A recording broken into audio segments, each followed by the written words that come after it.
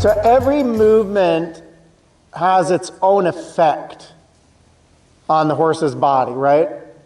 Some movements have multiple effects. Does that make sense? Like they'll do a couple of things to the horse's body. In the shoulder in, what's the most obvious effect that it should have? The muscles on the left side of his body right now should be contracting or stretching? Stretching, elongating, right? So if the shoulder in, the base idea of the shoulder in is about a bend, like you said, the hind leg does engage too, right?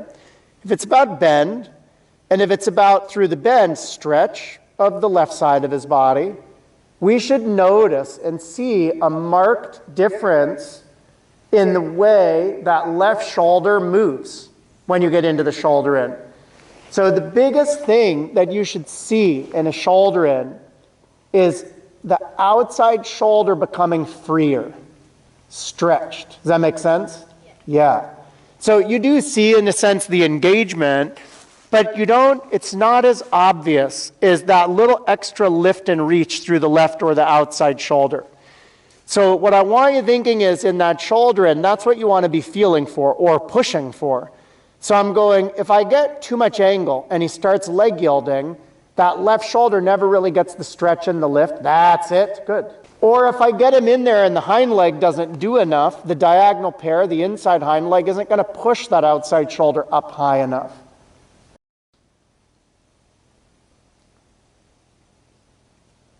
Good. Good.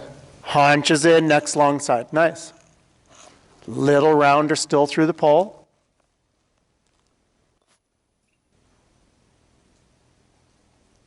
Good. Your right shoulder down, stepping down into the right stirrup, both hands nice and low. Good. One more haunches in. So in the shoulder in, like we said yesterday, right? Shoulder in, the bend and the angle are separate. That makes sense, right? There are two components. If we get angle, we don't necessarily get bend. If we get bend, we don't necessarily get angle. What about the haunches then? Are those two things or are they the same thing? Same? Is that what you said? So in the haunches in, could I get angle without bend? No. The angle creates the bend. Does that make sense?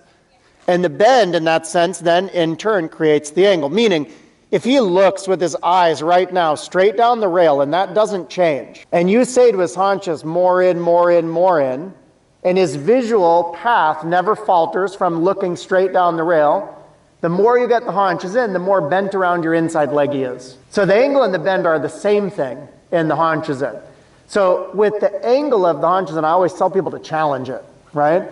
Whereas in the shoulder in, I'm always telling people to ease up on the angle, but challenge the bend, to separate out the components.